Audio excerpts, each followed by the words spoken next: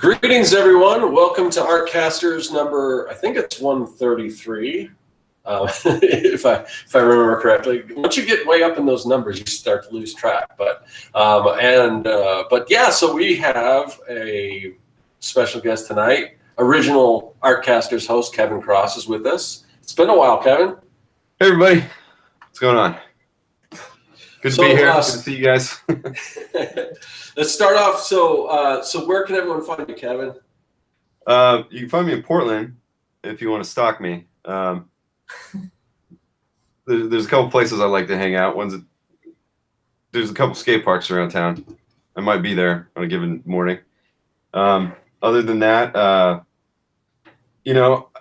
probably just Kevin Cross, or what is it? YouTube.com/KevinCrossArt. Probably, even though I haven't been doing any videos lately. You got a Patreon, though. Yeah, I've got a Patreon. That's true. What is it? Patreon.com/KevinCross. I have a very, very, very, very out-of-date portfolio at KevinCross.net. Hoping to remedy that soon. I've been saying that for a couple years. All right, we'll get back to Kevin. So, Josh, how's everything going with you? Where can everyone find you? Everything is going swell because my buddy Kevin is on the YouTube stream right now. It's pretty awesome. Yeah. Stoked. And you can also find me stalking Kevin in Portland. No, I'm just you can find me at Joshua Kemble with a K. So just search for that in YouTube, or you can also find me at quarterlystories.com, where I'm posting autobio graphic novel that's taking forever to do. So yeah. And Scott, where can everybody find? Oh, we're on your channel. Yeah, you're on my channel, so you pretty much know where to find me on YouTube. But if you want to find me somewhere else, you can find me on Instagram or Facebook, or I have a website, Serkworks.com. You can go to MattScienceSupplyCompany.com. That'll take you to my store, which I'm hoping I'm trying to revamp everything, but there's just so much stuff to do. I'm just kind of trying to get back in the swing of thing after Comic-Con, and I'm doing some other stuff. But I'm really looking forward to not only finishing my comic book finally, which I'm working on. And you can't see me because, of course, my video is garbage. But I did purchase a new router and a new modem, which hasn't got here yet. I'm hoping that's going to solve my problem. So hopefully, with any luck, next week you'll actually be able to see me if you want. If not, then, well. You're a handsome man. I think people probably do. So, or if you want to see me again, you can check out my videos on YouTube. That seems to work. My live streaming just doesn't work. So anyway, yeah, that's kind of what I'm up to. Been pretty busy. I know Josh he's pretty busy at work, and it sounds like, well, Kevin wanted to talk about Feast or Famine, which he's going to have to fill us in kind of what's going on with him. Hopefully it's feast and not famine. But yeah, that's like a constant thing with illustrators or any artists, I guess, that's freelance. It's a little different for me, I guess, now, and Josh, because we kind of got the full-time thing. But yeah, I mean, I definitely remember the days, and it's like, I don't know if I miss some of it. I miss the freedom of sort of freelancing and kind of, for the most part, kind of making up your schedule and stuff. But that whole feast or famine thing, and it's like always one or the other. It's never it's never like in between for some reason. So I don't know. So Kevin, what is it? What is it? Feast or famine? Currently, it's feast. That's good news. Yeah. And I'm trying to, the reason why I brought this up as a topic is because I don't know that we ever really talked about this too much on the show. And since you guys have become the main hosts, I don't know that I've heard you guys talk about it really. I mean, like maybe in I don't think we have it. When you mentioned it, I was like, you know what? I know we've talked about it before, maybe on other shows, but I don't think we've talked as far as a topic on Artcasters after the episode. So yeah, I mean, I'm pretty sure, we've like mentioned it, like just briefly, but not really like dived in to talk about it. And I don't like really have a solution or anything, but it's more a therapy session, I think. Yeah, right. So what kind of a backstory, on Patreon, I did another 100 Days of Making Comics. And during that 100 Days of Making Comics, I started getting a little bogged down. Some of it my fault, just taking on too much, too many obligations, that kind of thing. And like I did this flash sale for commissions, thinking that maybe I get 4. You know what I mean? Haven't you done that before and with the same result? Yeah, but yeah, I'm a slow. Yeah, it's funny when it comes to like an art program or something. Like I can learn that stuff really quick. But when it comes to life, it usually takes me a couple, 2, 3 tries before I really figure out whether something works or not. Unfortunately. But yeah, so I did it this time, and yeah, last time I did it, it was a lot more people jumped on board than I thought would. But I had been noticing kind of YouTube numbers kind of going down and stuff. I haven't been doing as much there and stuff, and so I just thought this won't be that bad. But holy farts, man! Like I have 1, 2, 3, 4 left, but I had so many. You raised your prices though, right? I thought I heard you say yeah, you did. yeah. So I raised my prices for clients, and then for personal commissions, yeah, I've learned my lesson this time. I'm not doing flash sales like that anymore because it was just it's just too much, and I'm still not done. So yeah.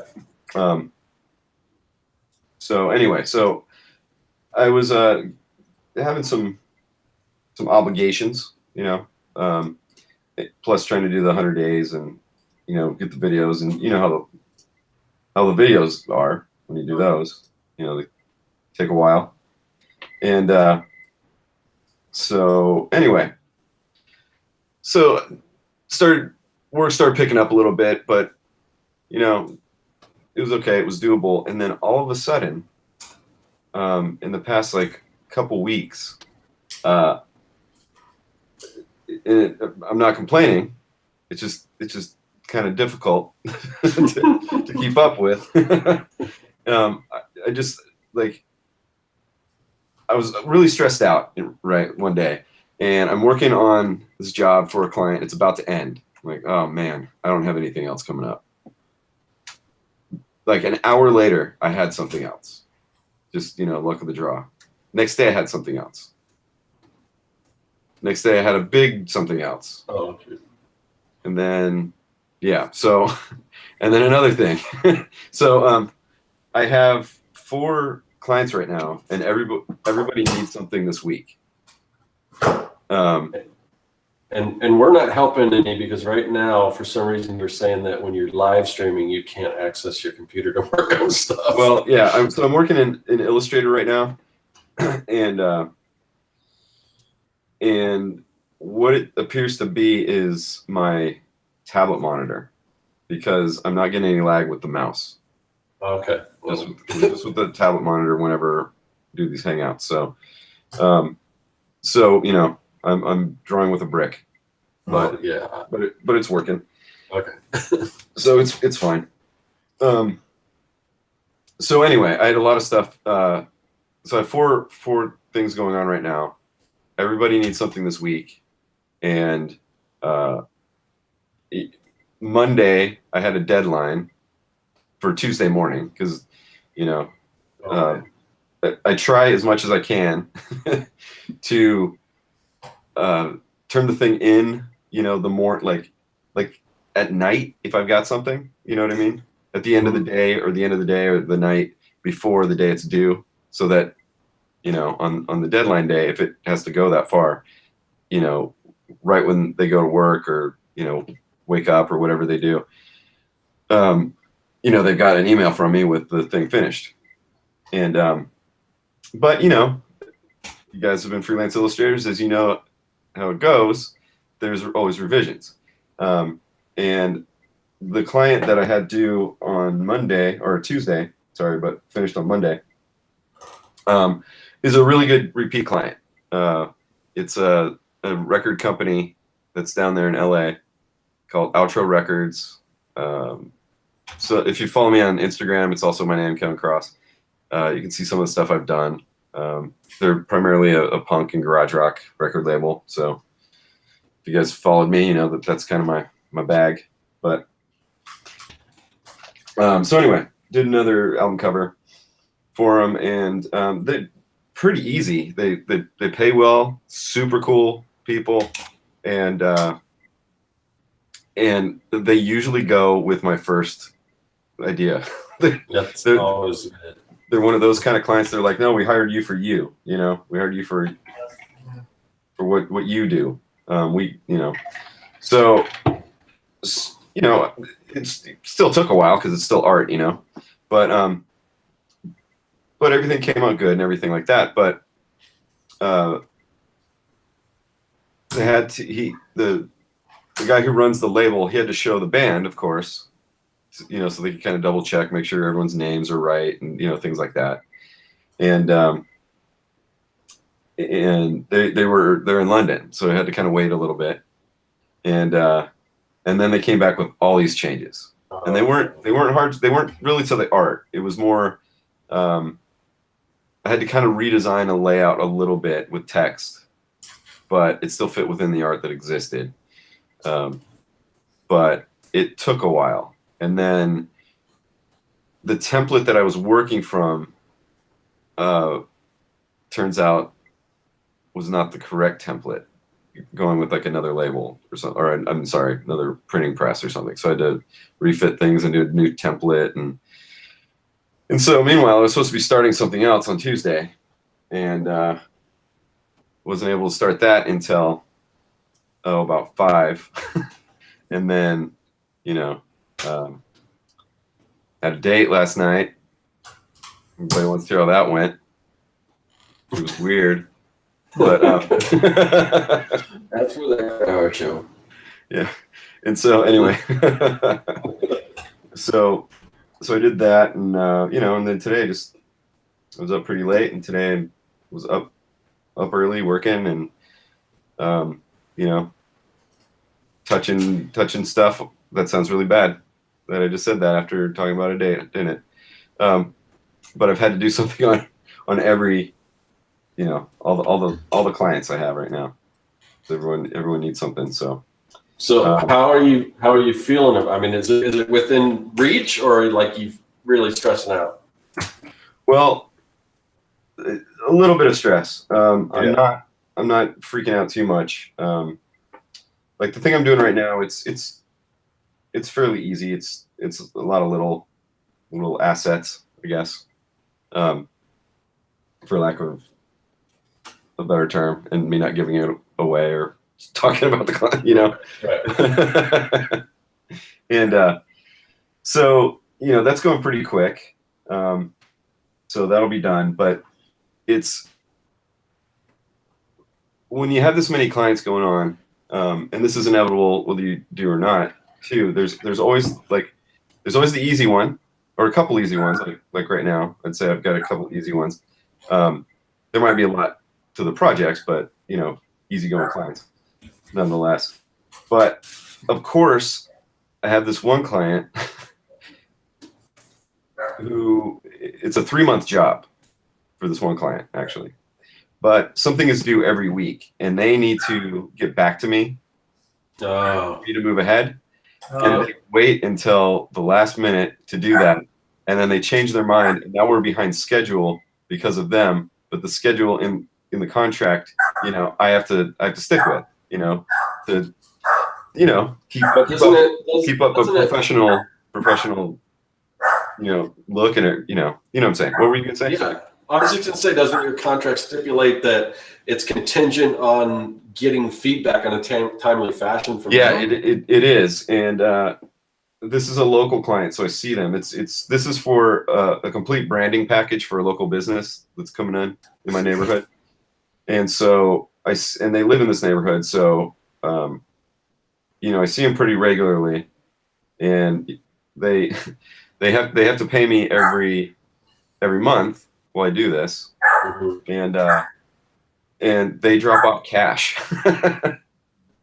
at my house, So I do talk to them, and I always have to remind them, hey, we're getting pretty close. I need to know, what's going on. So, it is what it is, I guess, right now. But well, it sounds like it could be a good thing, especially if they're near you. So it could be, in addition to getting, did you say it was a month's worth, or how many months are you working on this project? 3 months. It's 4 payments. Yeah, 4 payments. Payment up front. I broke it down into, broke their fee into 4 payments, and so they paid me once to start, so I could put them on the schedule, and then they're gonna pay me at the end of every month, during the 3 months, and then my last payment will be the end of the 3rd month when I'm finished. But right now we're behind schedule, and I can't really get behind schedule. I've got other stuff going on, and one client very rarely, one client is floats your boat for the month, as far as bills and rent and whatever, obligations you might have. So, I need them, you know how it is, I need them to step it up a little bit. I mean, they're really nice people though, but, and they're paying a good, fair rate and everything like that. And, I'm giving them a little leeway because I'm kind of coaching them on how to work with artists. Cause, from what I'm gathering, I'm the first they've hired. Okay. So give them a little leeway and kind of a little like friendly nudges, Yeah. Well, and they're receptive to that, I assume. Yeah. They're super nice people. Yeah. I don't have any clients right now that aren't, luckily, so. And that's good considering like your past, like one in particular. Yeah. So, so basically what it is right now, it's just a lot. Yeah. And the time I have is, it's really tight, Yeah. And, so, it's just a juggle, and then plus, I still have these commissions that people already paid for, Yeah. to finish. And, so that's weighing on me. I mean, I knew it was going to take a while to finish with the amount I got, but I didn't know this long. But they were real cheap. So.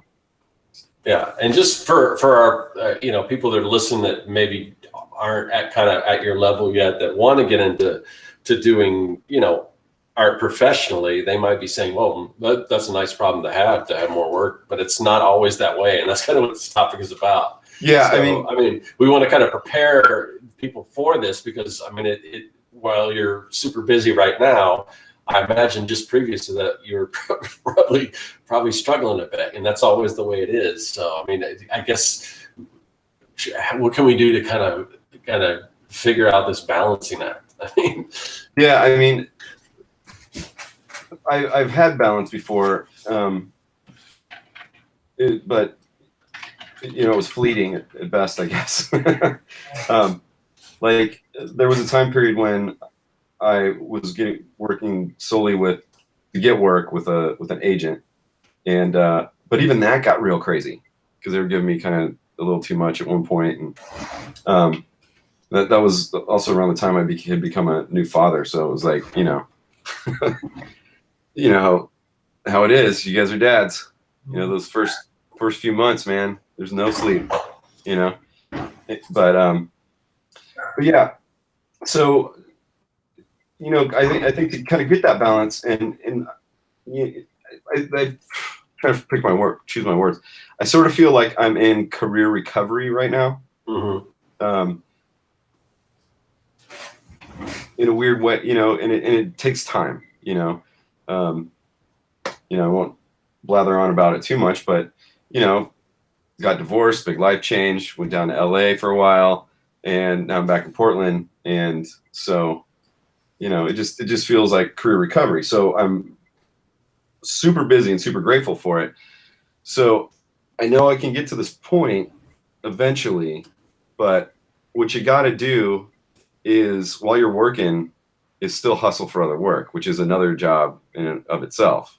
Yeah. And then eventually you start getting yourself, a handful of return clients that come, regularly, and then you get return clients that come like quarterly, and I mean regularly, like, pretty often.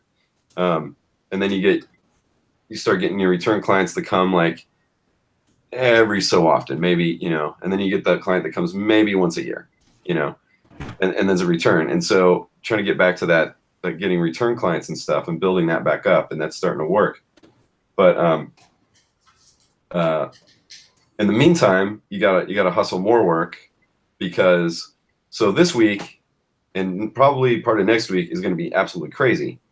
And I'm thinking out next week because revisions and things like that might come in.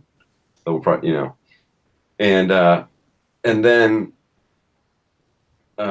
luckily it looks like I've got another gig to fill one of the spots, so, but comfortably, for me, comfortably usually is 3 decent paying clients, at the same time. Or you can have, and they're all kind of different levels, like, big project, medium project, small project, something like that, and that usually pays for things and is more comfortable. But, the start of the week, I had 5, So.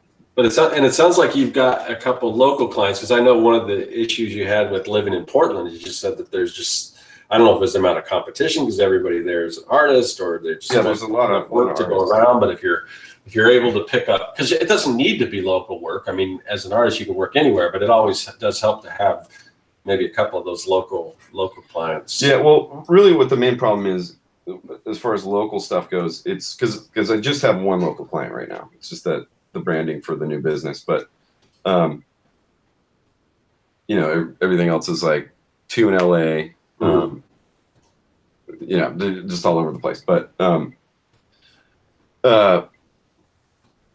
what was the hard part for me, as far as like local work, is that when I come back from working with Josh down in Southern California, I kind of realized that, yeah, sure, none of us don't want to be self-employed and make money off of our own stuff.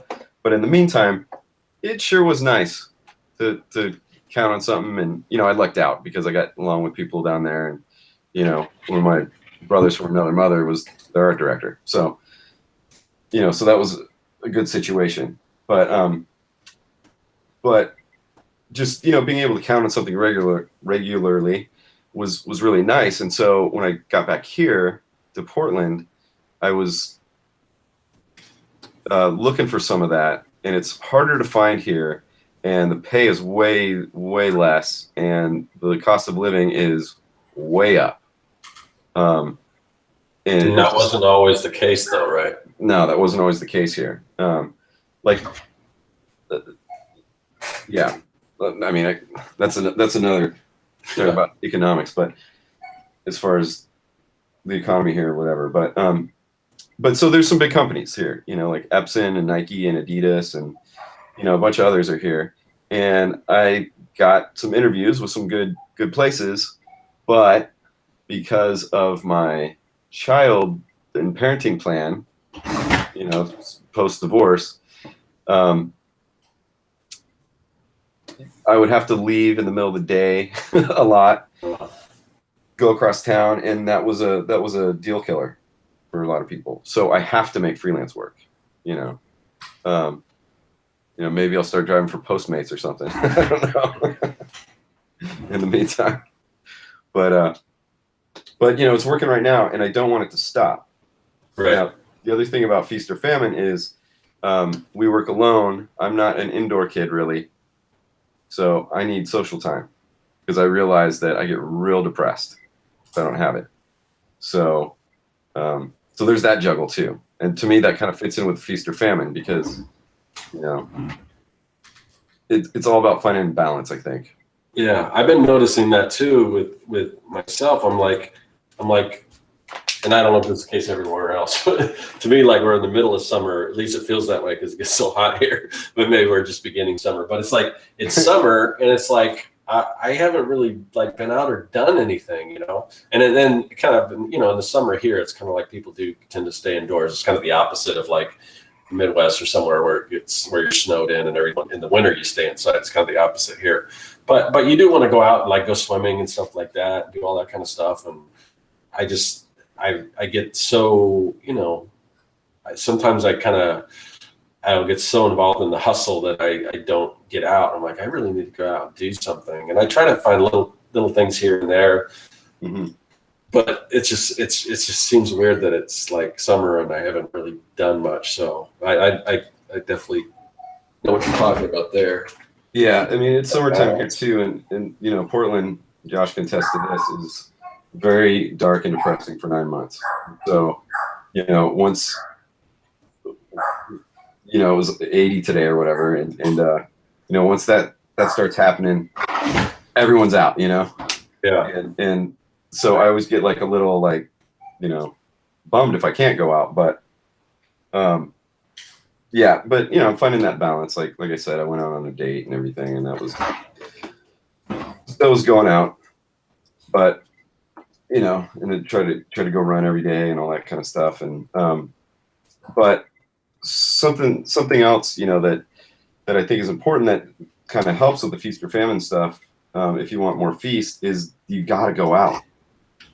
You know, yeah. Like the reason why I have the jobs I have right now is because I knew people, mm-hmm. you know, and, you know, so yeah, I think, yeah, I don't know what the solution is because I know there'll be a famine again, but yeah, but that networking thing is so huge. Like my girlfriend, who is not an artist, but she just like this month or last month quit her job. She just couldn't take it anymore. And I mean, she's been just miserable there. So she did something I wouldn't suggest to do. She kind of quit her job and she didn't really have anything lined up, but she just couldn't take it anymore. So luckily, you know, because she does have a lot of connections, she's a grant writer, but she has a lot of connections, and she actually got what's the term I'm looking for, a retainer client. And especially like as an artist too, if you can get one of those, that's a good thing. But that's basically where you're guaranteed a certain amount of work every, you know, month or so. So that kind of helped her out. Plus she had some savings, but you know, and it's just a matter of getting out there and meeting people and talking to people. And so, but yeah, it's but that's a big part of it. It's kind of like everything else. It's kind of like who you know or who you're willing to get out and meet. And lately I've been doing some of that stuff. Just like I did that art show a while back, and what was it? Last week or was it this week? I don't know. But they invited us to come back to me and some other people that exhibited that gallery. They invited us to go out there, and they were talking about some new things that they're planning on doing. They're going to open up. They've got a back because this area where it's downtown. It used to be residential, but a lot of them have kind of converted to businesses. So there's art galleries there and things like that. So they've got sort of a backyard area that they're going to open up and do sort of like a mini, on First Fridays, do like a mini, like a street fair type thing. So I said, I'll jump in and get a table there and see how it goes. But so anyway, I got the chance to talk to some of the other artists there, and we're just kicking around ideas. And I know Josh does this all the time with like the clam thing. And, but you know, and I'm trying to get something going too. I know a few weeks ago, we had Vincent DePorter on, who is was an artist for SpongeBob. I think they're on hiatus right now, the SpongeBob comics. But he lives in the same city I do, and there's another comic book artist that lives out here. I'm trying to get in touch with him, and I'd like to get something going kind of like a clam out here because, you know, when you do get busy and you do all this stuff, I mean, we do this online, but you need to get out and like socialize with, especially I think with other artists, because I think I think artists are the coolest people, and maybe just because we have something in common or whatever. But that's something I really want to do more of. So it just seems lately I've been meeting more people kind of in my area that are doing art or whatever, or comics, and I think that's pretty cool. And and a while back, we had like a meetup group called West Side Creatives that kind of met on the west side of Phoenix and did all that stuff. And we did that for a while. We still meet from time to time, but I'd like to get something like that going again, because even if this stuff probably will not lead to work, because everyone's kind of doing the same thing, but I think you still need to get out there and well, I have something to say about that. Yeah. Because I've heard people say that before. Like I heard it was at a meetup actually, and someone was saying like something like, well, we're all artists, we're not getting any work here. I think I know where you're going with this, but go ahead.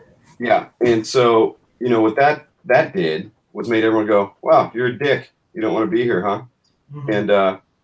And there's people I made friends with there, and I talked to, they're local and all that kind of stuff. And, when they get busy and they need help, yep. Who are they going to call? One of their friends who they can trust Exactly. to do, you know what I mean? Yeah. And I know I reached out to you and you weren't available, but there's been times, and obviously Josh as well, because I know what an awesome artist you are. So if there's something that comes my way and I can't do it, I definitely reach out to you or one of my other friends. And right. So that happens all the time. Yeah. So, it's so important to network, because, you get that famine time, and I don't know.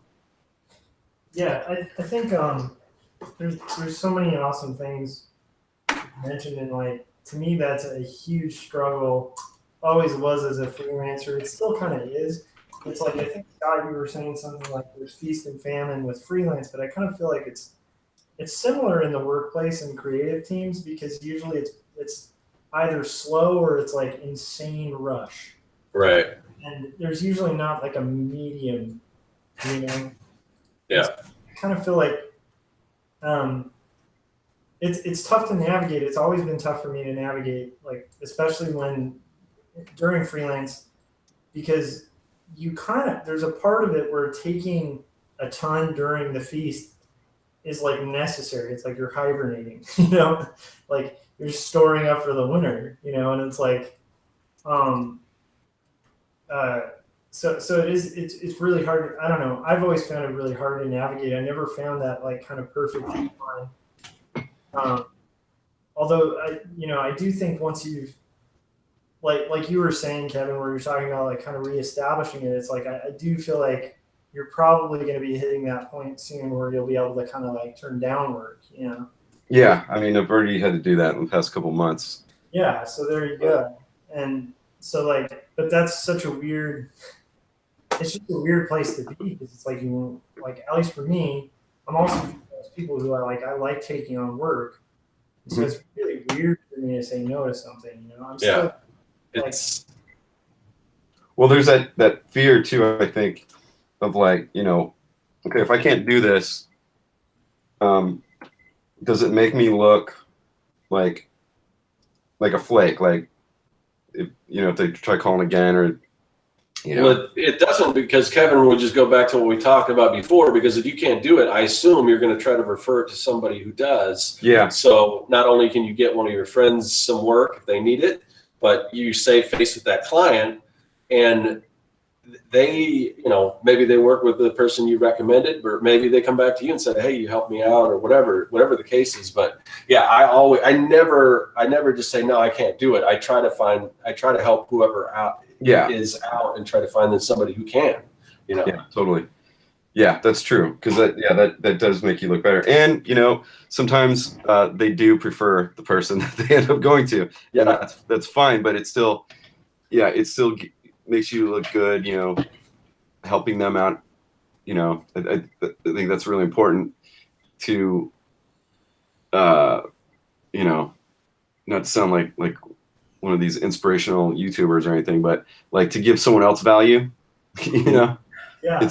And I think it always, you know, it comes back around. I mean, even the this album art that I'm talking about, this record company, the way I started working with them was a friend down in LA couldn't do it, but now they call me, you know, so it does happen. And in this case, monetarily, it worked out for me. I don't think my friend's hurting too much though, so he'll be okay.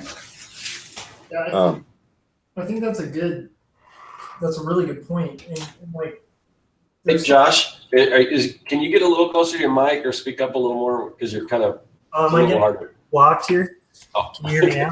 Yeah. Is that better? So I think that like there's a couple really cool things about that. Like for instance, like one is, you know, passing on the work is totally huge. Like I remember back when I was living in Portland and Oatly hooked us up with a couple gigs. Oh yeah. That came out of nowhere, and that was from being friends with another artist. That was one of the first times that really happened for me, you know. And I see that like as an art director all the time. Like we had an in-house freelancer, and like I wanted him on staff, and he had been picked up by like Netflix or something ridiculous, and so he recommended a friend that was like an acquaintance of mine from my school, but like I wasn't super tight with, and I trusted my friend, and like the guy ended up being amazing and super professional and super great. So it's like that's huge. And I think I was talking to Kevin like off air. It's like, you know, at these meetups, I've seen people go from doing cartoons to getting in like legitimate publications doing cartoons that probably may not have even looked at their stuff from the pile just from networking at the NCS thing that I've joined. So it's like, I don't know. I think people like to work with people they like, and they don't know if they like you if they don't know you, you know? I don't know if that makes sense, right? I know where you're going with it. Yeah. Yeah. Like, you know, so to me, it's like, I'd rather work with like I really admire Chris Ware, but if I worked with Chris Ware and he was a jerk, I'd rather work with, you know, a friend of mine who I admire the work of, who I know is going to be cool, you know?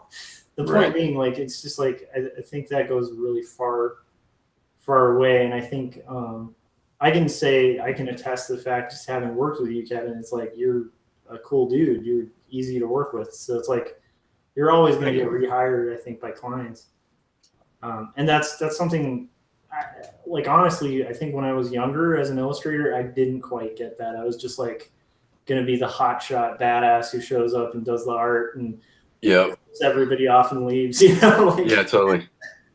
And I've learned since then, you know, a little bit, because it's just like, it's way better. Anyhow, sorry, that was a tangent.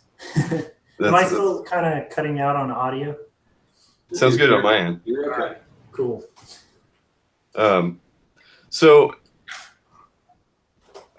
feast and famine, that happens. But do you guys want to try to come up with some solutions for? Well, one of the things that I wanted to touch on was, so for people that kind of are starting out, or just some words of advice. I mean, the money's the big thing, you know. Obviously, when you're at Feast, you got money coming in. Hopefully, I assume, if people are paying on time and everything, you're like, oh, you're in that position where I've got all this money and everything.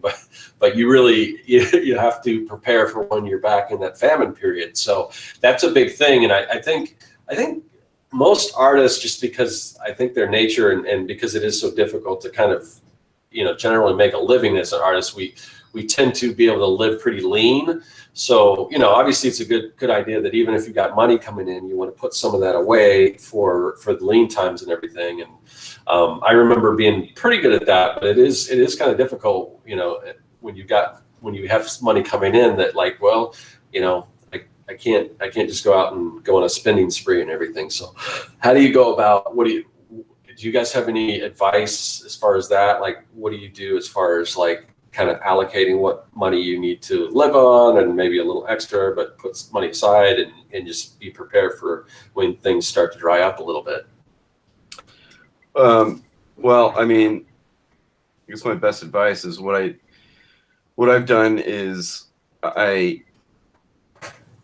and I wasn't always like this, but I've become really diligent about getting receipts for everything. And at very least, better more than once a week, but at very least I do this once a week. I go through and I, kind of balance a checkbook essentially. I've got one of those sitting right here, actually. Just one of these composition books, like usually like 75 cents to $1 at grocery stores or Walgreens or anything like that. And I mark down, everything, but on the receipts, I write what I spent money on so that I'm like, oh man, you ate fast food like 3 times this week. What's wrong with you? And so it kind of gives me that visual kind of thing of like, hey, stop wasting your money eating junk outside of the house, And but in the front, I won't show that because I guess it's tacky to share money stuff. But in the front of that, since I've been back in Portland, year and a half maybe now, and I've had to reassess it, kind of every quarter, I suppose. But I go through and I think like, okay, what's my car insurance? What's my phone bill? I just itemized all my obligations, from rent to student loans to, kind of looking at my cash book here and seeing like, okay, I have an average money, of what I spend for groceries, and so that's in there, and gas, all that, everything, and that'll tell me what I need to break even for the month. Yeah. That's me surviving, but not living, if you know what I mean, what I'm saying? Oh yeah.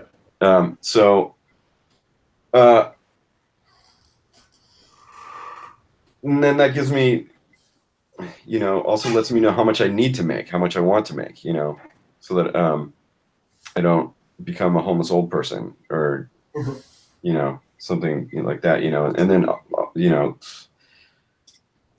nature of what we do is we're going to need equipment and tools and supplies and,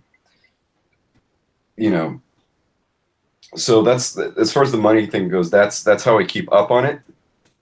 And then that way, when there's like a famine time, or if I'm in a feast time, I should say, it helps me prepare so that I don't go hog wild and like, hey, all right, I just got paid, let's go drinking and blow it all tonight, Yeah. Something like that. So yeah, that's pretty much what I do. I mean, it's pretty basic. So for me, I think it's a good idea to kind of try to, when you're in the famine periods, try to kind of build how do I phrase this? Kind of build habits in that period. Because before I got my job and everything like that, it was pretty tough, so I had got to this point where like I really had to budget everything. So I'm thinking like groceries, and I know you before you were talking about this whole living Spartan type thing. So I was kind of I'll get back to that. So I was just gonna say. So what I started doing was like, how can I get away with the least amount of money, spending on groceries and things. So I started actually like shopping at like 99-cent store for a lot of groceries. Certain things you can get there, like totally. Frozen fruit, like $1 for like if you want to make smoothies or whatever. Certain things, and you kind of learn how to do this stuff. because there's certain things you don't want to buy at the 99 cent store to eat, but there are some things, and you do some research and everything. So I started doing that, and then we've got this place called Winco. I don't know if anyone else has Wincos, but it's kind of like it's a employee-owned thing. You bag your own groceries and everything, and I was just amazed by how much money I was saving. And I wasn't even, before that, I wasn't even going to like the more expensive grocery store. I was going to what was fairly reasonable. But I just realized, I just found all these different ways to save money and things like that. And to the point where I built a habit out of that.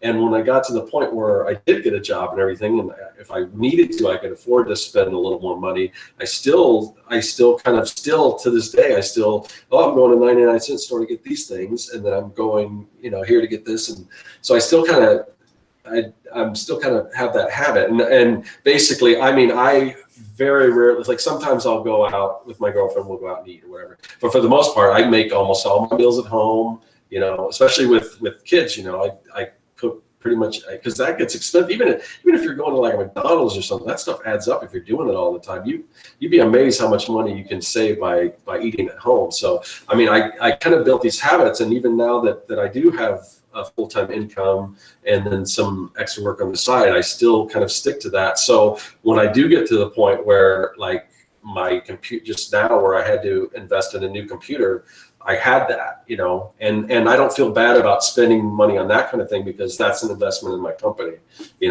and same thing with like having to buy a new router and all that kind of stuff. So yeah, I'm willing to, and it's not even like a sacrifice, because I make some really good meals and stuff just based on, the way I'm doing things. So, stuff like that. I think if you build those habits, and if you can kind of stick to those when you're in the famine period, when you move on to the feast period, and just kind of, just be diligent about putting money aside for when you do need it, So, but yeah, what were you going to say, Kevin? Oh, I was just going to say this live in Spartan thing. It's like, I don't know if anybody saw that video where I cleaned up my studio and all that stuff, and it was all nice looking. But if you look in the background here, it looks like a storage facility again. Because coming back to Portland, I had years and years in a former house worth of stuff to still get rid of, and I thought this is like about 2 weeks ago. I brought this in here when it looked like it was going to be famine period, and I was going to be able to go through all this crap, throw it away. And I think that's my new thing. I'm going to keep stuff around I don't want. I'm going to put it in my way during famine period. This is a pro tip. And that's when the jobs will come. So anyway, but yeah, the whole thing of like trying to be more minimalist and all that, because I especially like the last couple of years when I was married there, I was going on eBay and I was buying oh, holy shit, Super Mario 3 for $5, stuff like that. And like played it twice, and so I just don't buy anything anymore. Yeah. And I think the majority of what, sorry, Kevin, I was just going to say real quick, the majority of the things I buy are for the company. Anything else, it's just like, I don't really splurge on other stuff. Yeah. I've changed considerably since, being divorced and stuff, my philosophy on a lot of things and all that. And somewhere I heard this, and I kind of taken it as a philosophy of my own, is, I'd rather buy experiences than things. And I like that. Yeah. So, and I formerly was a buy things all the time guy. And so now I don't do it, but that's part of what helps get through the famine period is like, and it's weird to say, being, people like us who essentially are producing work for a certain culture that is very heavy on collecting. Yeah. Mm-hmm. And so it's not to say I don't buy comics sometimes, but I used to buy all of them. I would say, oh, I'm really poor, but somehow I still had comics, you know what I mean? And now I have so many comics that, I just try to mostly stick to, like, I either have to be super interested if it's not at the library, or it's got to be a friend's or somebody I want to support. You know what I mean? Yeah. So I just, plus I've got a kid to, feed and all that kind of stuff. So, so I just don't buy anything anymore, and that helps get through the famine period. But what helped that is when going back to what I was saying, where I itemized everything. And sure, you might be in this position where I was like, I don't know how much gas I need, but I need to factor that in. I don't know how much food I need, and I just recorded it, and then over the course of like, I guess I went 2 or 3 months of that, and then kind of took an average, and it seems to work out just fine. That helped a lot. But then I was looking on there, and I was like, I had Netflix, and I had Hulu, and so 2 other things I can't remember.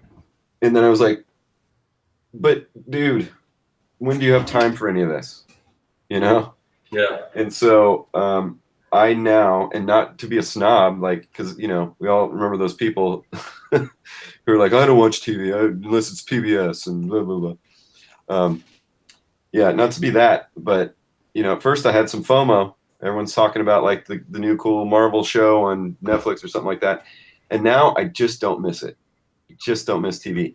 I mean, I've got a Blu-ray player. I watch movies occasionally, but I feel like in this business, you can't deny yourself. You're human. You can't just like, don't think I gave up fun or anything.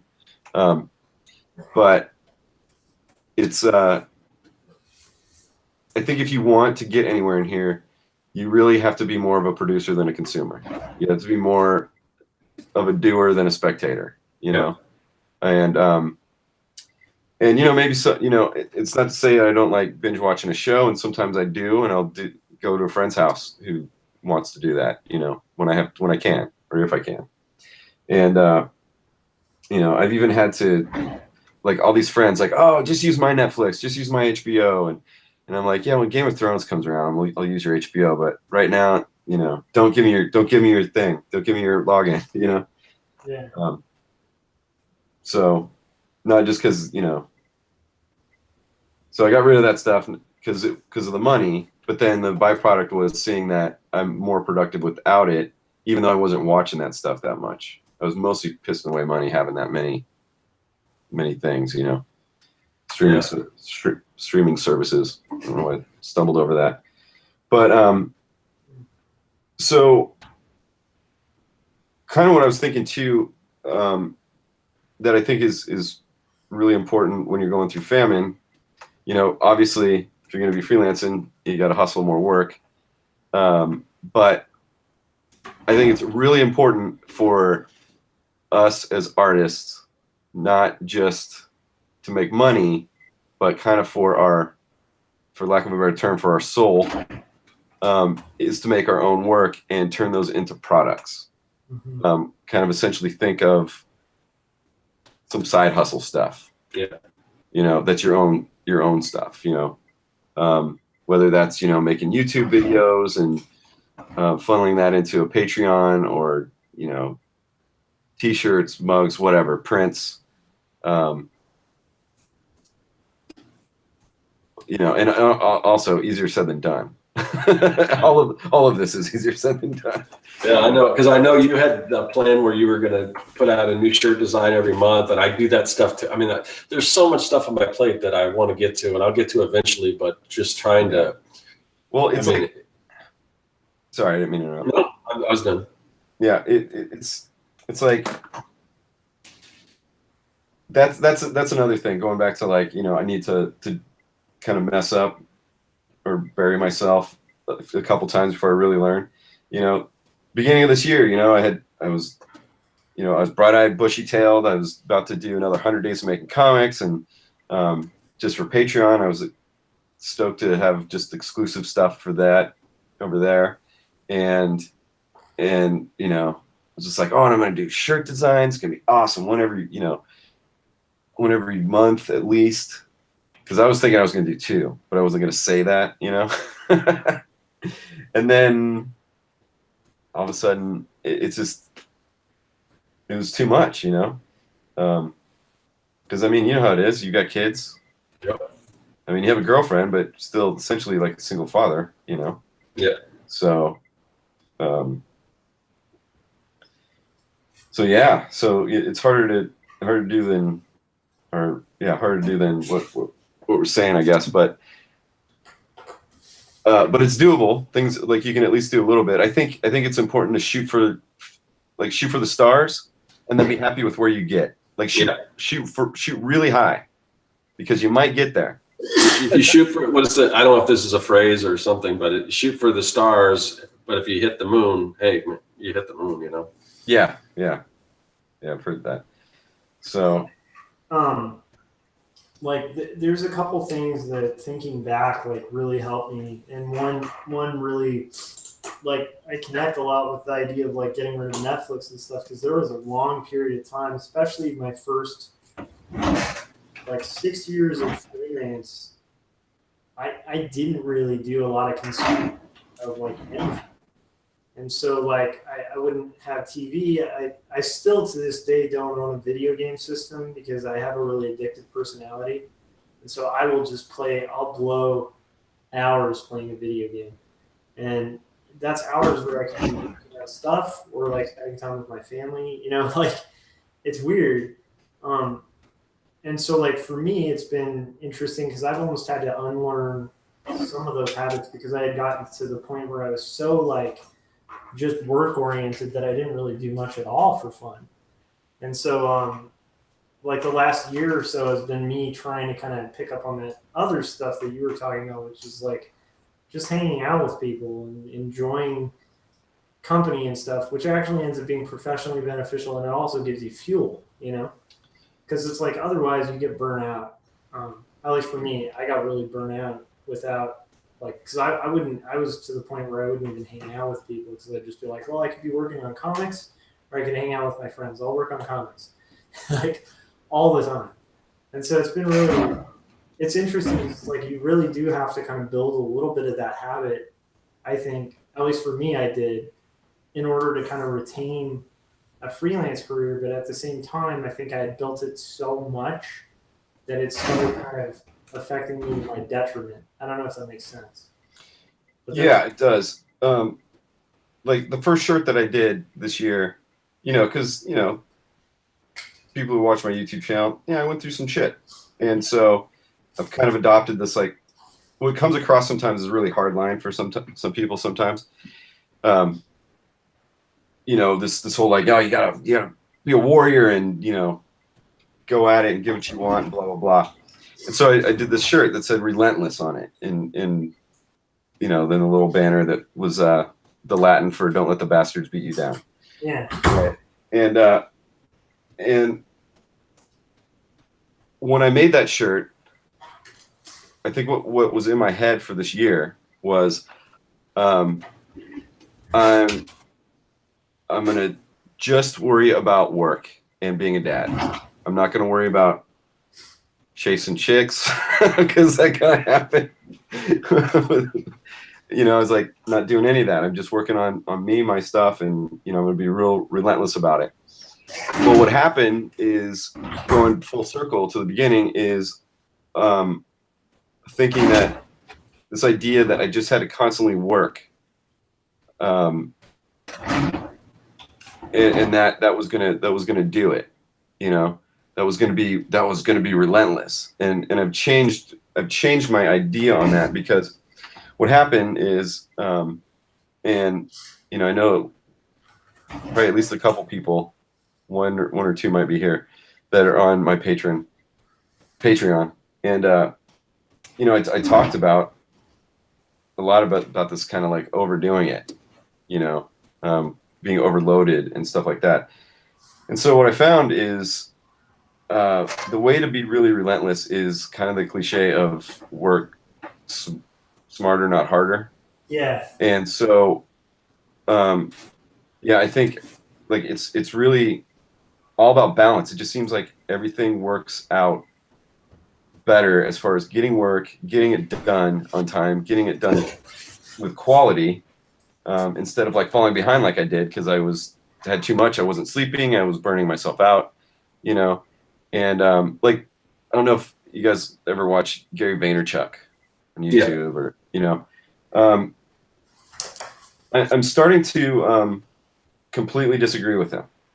because I'm kind of iffy on some of his stuff, but yeah, because his whole thing is like, just work. You just gotta work. You know, if you don't, if you're not where you want to be, you need to get up an hour earlier and go to bed an hour earlier and get up an hour earlier, or 2 hours, whatever. And then you just work and you work and you work until you can't, until you drop or you make it, right? But I was kind of doing that. And what happened is I was finding that being burnt out, it might take me 10 hours to do, this is just an example off the top of my head, but that I'm kind of making up. But so you might have a piece, an illustration or commission or something, whatever. A piece to do that's going to take 10 hours. Or let me start over again. So I have a piece to do, and it ends up taking me 10 hours. But I burnt myself out, and now I'm getting depressed because I can't go anywhere or see any people or live a life because it's taking me 10 hours every day to finish something, right? And then so what I've done is just kind of found better ways, like going out being one of them, getting enough sleep being the second one. And then what I found is like those things I was taking 10 hours on are like now 6-hour illustrations. Now I'm getting paid the same, and I'm doing it 4 hours less because I'm rested and, You're and I'm firing on all cylinders at that point. Yeah, firing on all cylinders. Plus, I also kind of realized that I hadn't raised my rates for a really long time. Yeah. And my old rates are not sustainable for a living, And so that's another thing too, is like when you're not working for enough to get you through those famine times and to pay your so you can live in the present.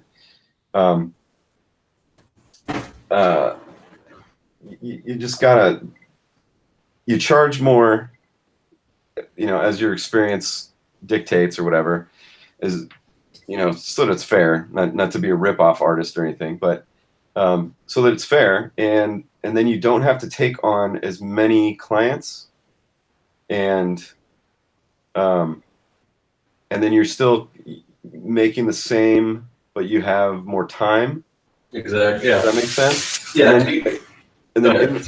yeah. And then in that time, then you're going out and you're making connections which end up becoming more work, like right now for me. Yeah. Do you guys subscribe to the Future channel with Christo? Do you know who Christo is? I just recently found out about that channel. Yeah. So there was a story. It's kind of one of the people that he kind of mentored, or a story, and basically this guy was like, he had tons of work, doing freelance, but he just wasn't charging enough. He was doing stuff on Fiverr and all this garbage. And like he had like 40 different clients, and he just was barely getting by, just doing all this stuff. And so his advice, he said, look, he says, what I want you to do is I want you to approach every single one of these 40 of your clients and say, okay, I can't continue to do this. This is what I'm going to do. I am going to offer, again, like we talked about before, a retainer deal. It's going to be $1,000 a month, and that's kind of going to be the rate. What I can do for, it wasn't unlimited or whatever, but it was basically, he approached,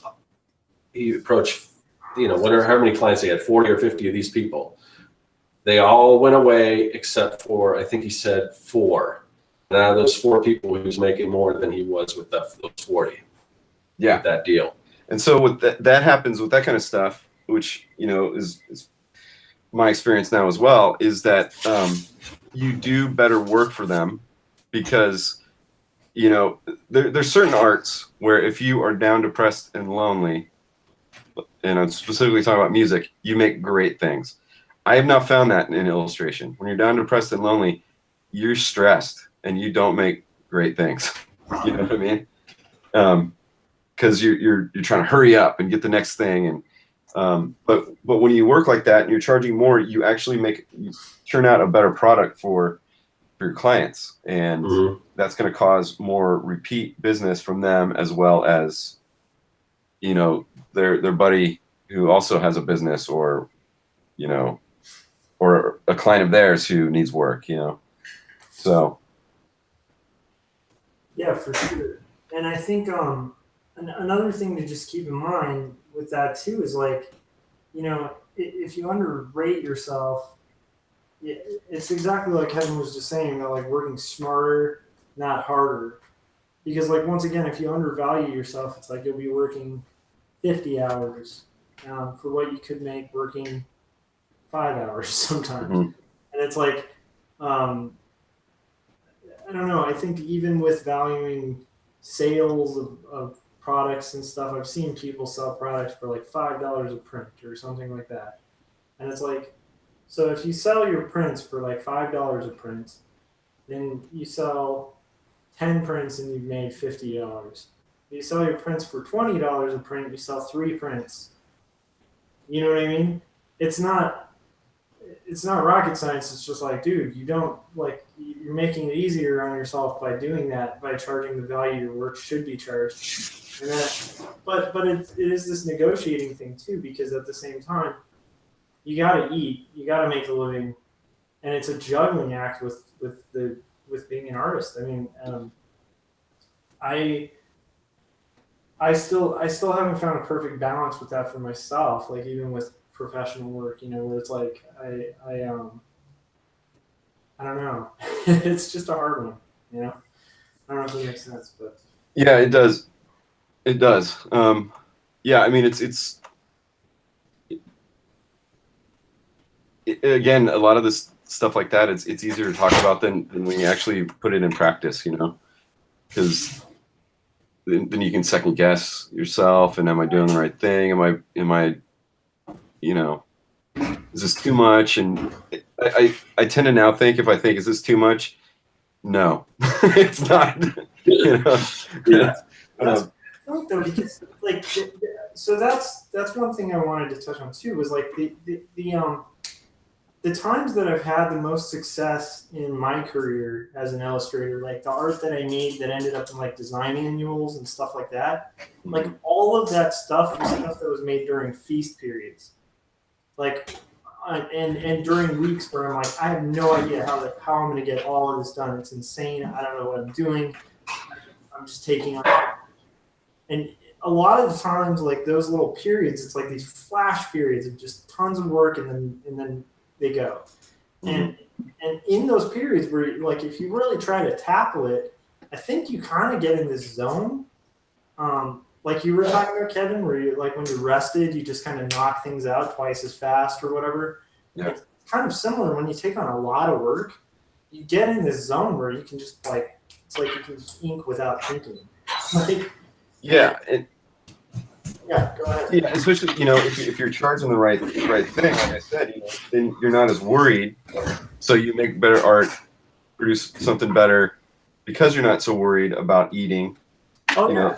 know, and then, you know, you're rested, you're in the zone, and then it comes out like way better than, you know. I don't know. You know where I'm going with this. It's just. No, I totally do. There's a study that I heard in like one of those like management books that I read, and it was talking about like the different levels of like human thought, and at its most primitive, like it's like base level, and it's actually like the lowest or the high. I forget, but it's a specific level of your brain that literally is just has to do with like fight, eat, like sleep. It's just basic needs.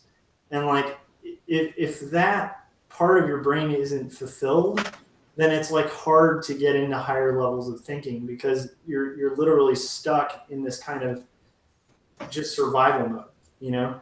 And so like I wish more clients understood that. Like if you pay a decent value to your illustrator, you give them a moment of like relaxation, because they know as they're working on their work, they're going to get compensated for it. And they're not thinking about like, gosh, I got to get this done in 2 hours. If I don't get this done in 2 hours, I'm losing money. Mhm. And I've had to work for both, and generally, you're going to have to budget out like how much time you spend on something until you're losing money on it or until you're making less than your livable wage. But it's just like, it is a smart idea for a client to try to take their illustrator or designer out of that like base level of thinking. Because like, once again, if I'm concerned about paying the bills and stuff, I'm not going to be focused heavily on what I'm doing. Yeah. If I feel like really well compensated, I actually get a feeling of like, hey, this client always pays well. I'm gonna put it. Usually, I'll put more time into it than I should with that kind of thing, because they'll be like, this client treats me well. I'm gonna put in a little extra for them. Yeah, and then it always pays off, and you always end up making more money in the long run because of that. Oh, for sure. So I was thinking about what Scott said about his girlfriend with, getting a retainer and stuff. I think we all do this when we do freelance work, is get, money up front, generally 50%, right? Yes. Or a third, depending on if it's a bigger job for me, like if it's a longer job that's going to go on for a while, I'll do it in thirds. That way I don't have like one up front and have to keep working until the end. Right. But you get something up front nonetheless, right? Oh, yeah. Yeah, because like right now, I was saying, I've got a really long job, and I broke the payment up into 4 chunks. It's a big, one. So, but what I've been doing, I've been doing that for a long time, but I've changed my language a little bit, where I say, instead of just like, well, it's 50%, or, whatever the thing is, it's 25%, it's a third, whatever the charge is up front, but I let them know there's something up front. But now I'm saying, if you want to pay that now, I can put you on the schedule. And that seems to also be working better. Also, because I do actually need the schedule, so it's not like I'm like trying to game the people or anything. But but it does seem to work, and it seems to also show that your client or your potential client, if they're new or whatever, that you're really serious about this stuff, and you're not gonna you're not just dicking around with them. Yeah, but I found that using that specific language, if you want to pay now, I'll put you on the schedule, because sometimes it's it makes the job happen much faster and smoother, because I think we've all had those clients where you say, okay, start basically when you do the first payment, and then sometimes you're kind of counting on it, but then they lag a week or two, and so this way, if the contracts are already have exchanged hands and all that kind of stuff, it just makes things run smoother, and for the job and for you, so that you know what you have to do, and what you're going to be, what your month is going to be like as far as living and that kind of thing. Yeah, and I can say I have some, like, I vary with that depending on, like, I have some clients I've worked for a long time where I don't ask for that retainer at all, because they're just consistent and they pay me afterwards. I have, and then there's different industries too, where it's just like, if you like, a lot of the times it's like Scholastic, which you've worked for Scholastic too. Yep. If you ask for pay up front with them, they're gonna laugh at you and hang up. Like, yeah, they're gonna laugh at you, but they won't hire you, because they have their specific way they work. They have their contracts, their payment schedule, and it's literally like ironclad in their corporate culture. Yep. And just so everybody knows who's might be listening or watching, generally in kids' books, having spent some time working in that industry, you are looking at a 60 to 90 day turnaround to get paid. I happen to think that's a bunch of bullshit. I don't know why they do it, because they're very big companies. I'm sure they have some reason, but yeah, be warned if that's what you want to do. There's a question in the chat. It was a little off topic, but it kind of does dovetail into kind of what we're just talking about, but I think it's a good question. So it says, I'm sure there's a reason behind this question, but why aren't you guys working with comic publishers for your projects so you could do your own comics full time and get paid for them? I think who wants to tackle that one first? I think we all have probably a pretty good answer for that one. Actually, Corey, he's in here, and he says, until you teach a certain level of reach, I guess, until you reach a certain level of sales, a publisher won't get you to a full-time income. That's one of the things that happens. Yeah, I can say I mean, this isn't like bragging or anything, because I mean, I'm not like a wealthy person. I don't make a ton of money, but I probably earn more than probably most comic book artists, the average, not the big time guys. But I mean, the rates for even Marvel and DC aren't really super great unless you're on a hot title or something like that. And that goes double for like the smaller publishers. So, yeah, it's actually more, I think more, with the internet and everything, it seems to me that people of our, let's say, popularity or lack of popularity there in the comic industry, we would not be considered a high ticket item based on our names, because we're not famous. We're not Jim Lee or whoever. And I should have also kind of said that, I don't think that I'm, whether you call it good enough or the right look or whatever, I don't think Marvel would ever be interested in hiring me. So no, I mean, like I've worked for Marvel, but I did like inking stuff, and I did some licensing stuff, which actually paid way better. Okay, yeah. So now part of the reason why I'm doing it is because in the long run, what I'm seeing with the way the culture is now on the internet with comics and stuff is that it seems as an independent comic book artist or web cartoonist, whatever your delivery mechanism is, it's a more egalitarian and doable place to be in the long run. I mean, if you can build like I said, like I've done comics for page rates before, and I did licensing for Marvel before, and I'll tell you, to do an image that took 4 or 5 hours would have taken me an entire week to do comic work for. So what I'd rather do is make my money elsewhere and keep comics the labor of love. Also, because a couple years ago I did a graphic novel for another company, and I mean they're nice people and everything, and but holy shit, yeah, you could work at McDonald's for more, which probably yeah, and I took the job, my fault, my bad, but I took it with certain things in mind that didn't happen. So yeah, in the long run, comics, for me to do comics and produce comics, it's for love. And yes, I want to make it a full-time thing, but I want it to be my comic. And then there's also the to bring up, you got to come up with pitch packets, right? Yeah. And then there's several, like for what we do, be indie publishers, and I think Scott already mentioned that then the money goes down even more. So why not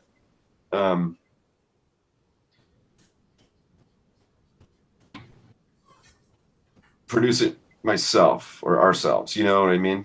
Yeah, and for the time being, who knows? One of us could have the next bone, something. But and then we can license that off to Scholastic or somebody later.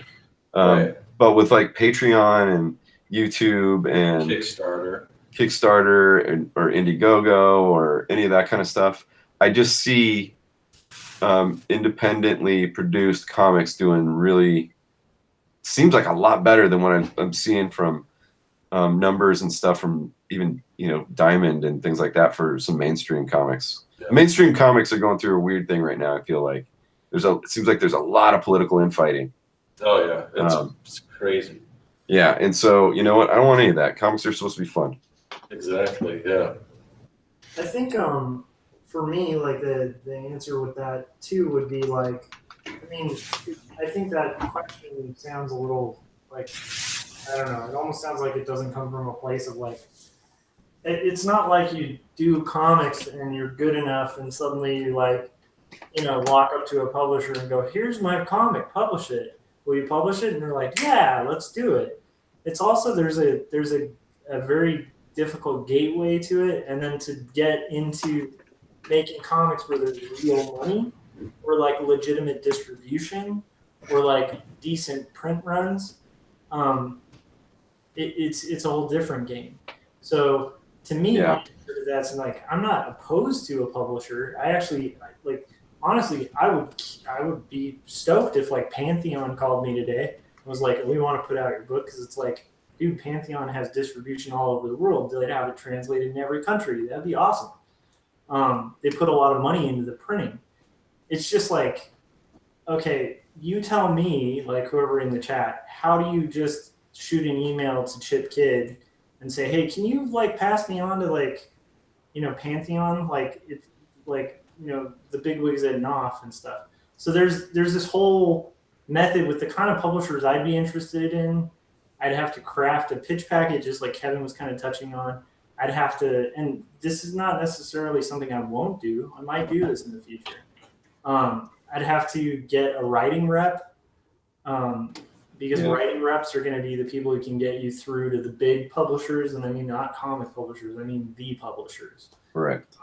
And just to like give you, this is just for the person in the chat, like the difference between success in like kids books versus success in comics.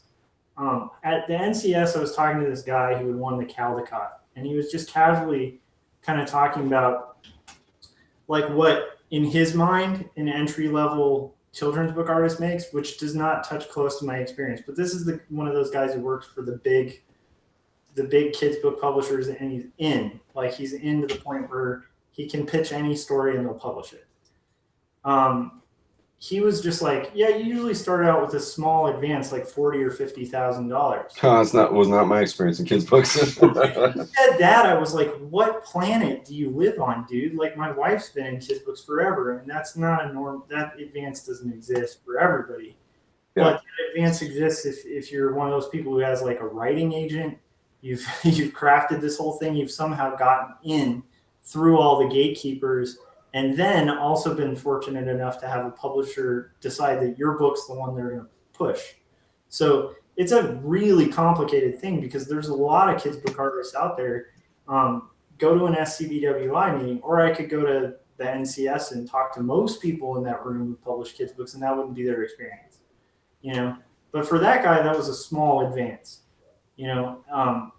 To me, I've never met even a very successful comic book artist who's getting that kind of advance on a book.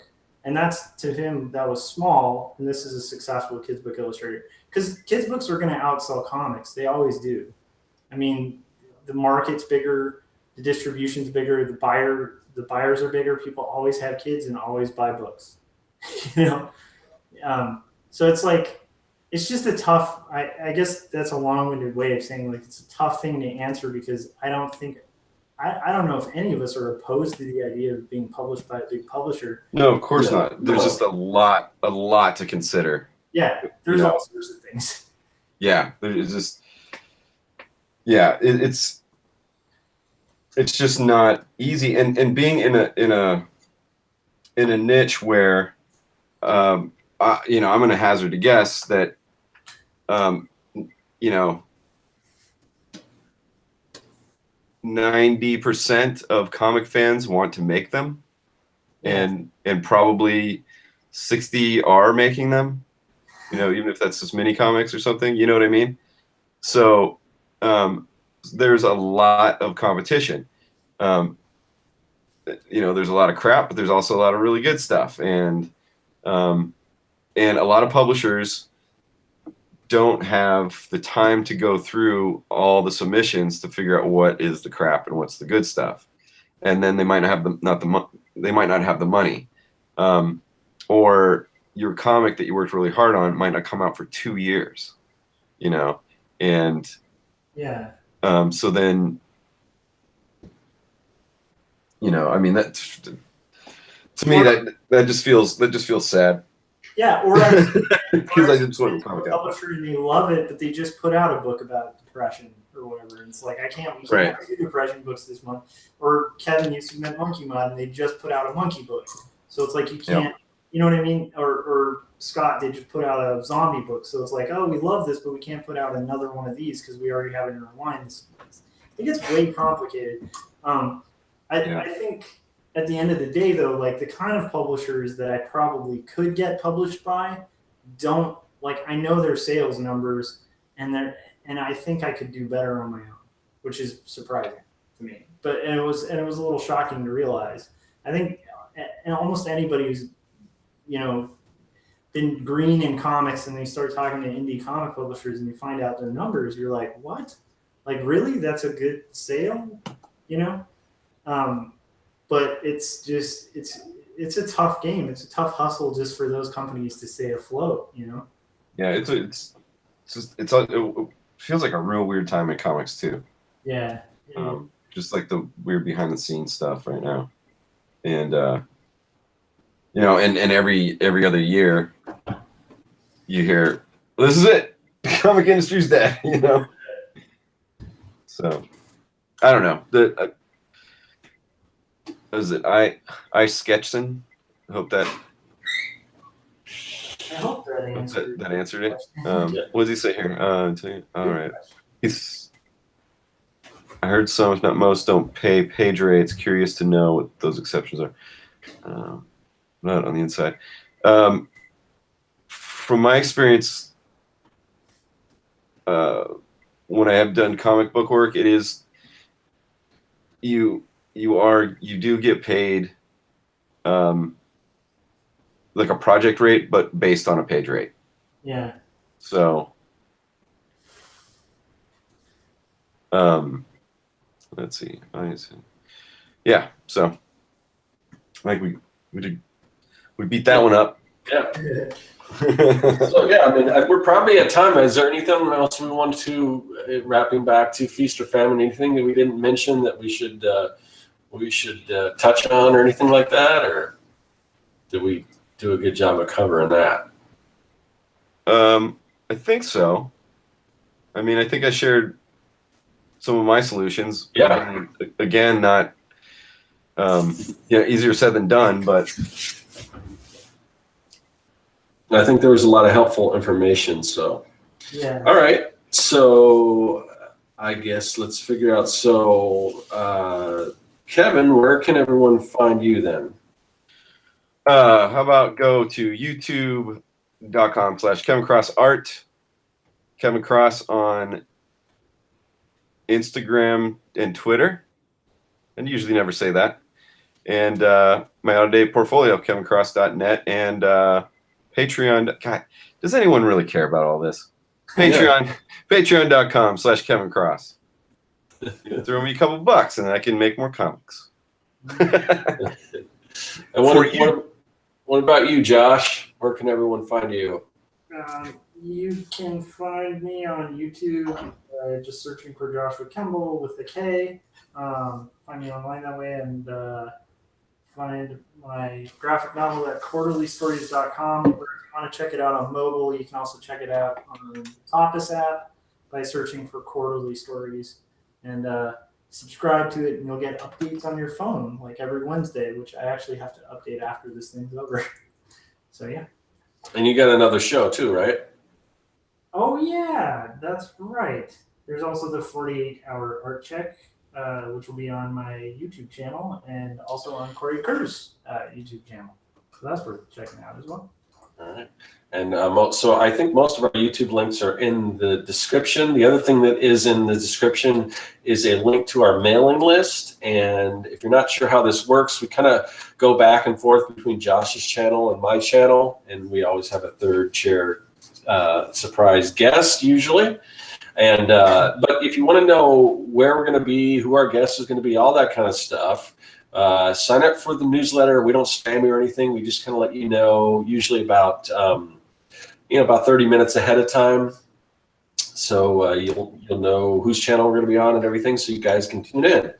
And again, that link is in the description. So with that being said, I just want to thank everyone in the chat, and we will see you guys next week. And again, and also the days can change too, so that's another reason to join the mailing list. So I don't know if it'll be Wednesday or Thursday or what, but we'll be on Josh's channel next week. So join the mailing list, and you'll find out when that's going to be.